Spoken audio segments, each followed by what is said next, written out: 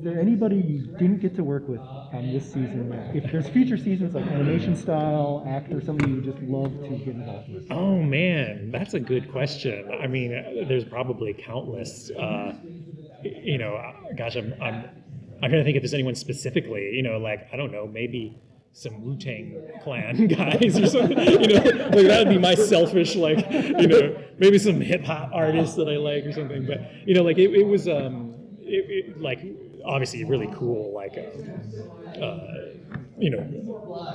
collection of people that we got to work with, for sure. Now, you've worked on a lot of different projects in your life. Is there one that, if you could somehow sneak that project into like a Boys style episode? That's funny.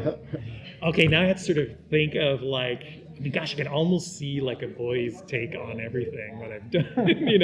If there was like a really evil avatar, that kind of uses blood bending to mutilate people, that would be probably the Boys Diabolical version of that. But then also, Star versus Forces of Evil was a really like wackier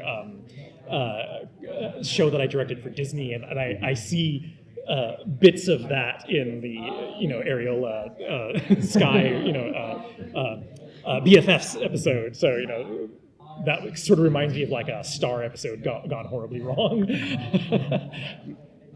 If you had your compound V, and you could get any superpower to help you work on these shows, what would it be?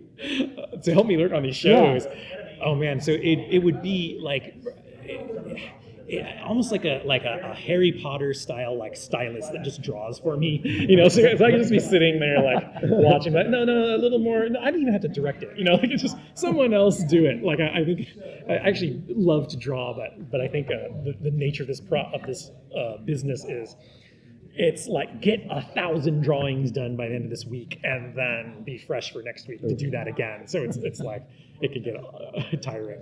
So I could use a little compound V help there. Is there like an animation style that you haven't done yet that you would love, like a specific famous animator or something that you would kind of?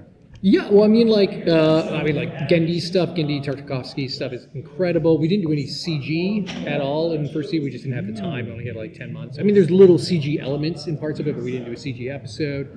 It'd be great to do something like a 70s style, like Saturday morning show, like the C-Lab kind of stuff. That would be great to do, like Johnny Quest kind of style. So, there's tons of stuff we haven't done. Then you can even get into like specific directors who have their own styles, like Sylvain Chomet, Rubber Valley, Pete Candland, like people who have those kind of stuff. So we could do that, if you're going forward.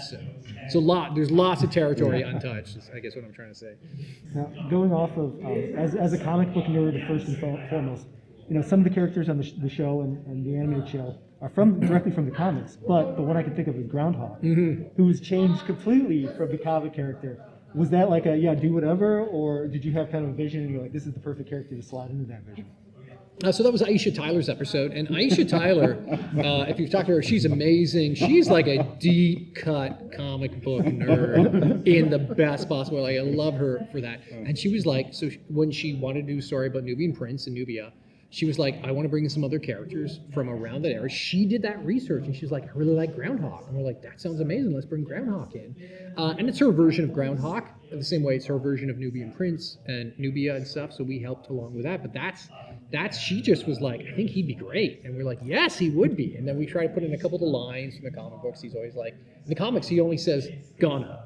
This is one. So we cheat that. We put that into the episode. But he needed to be a bit more of a character.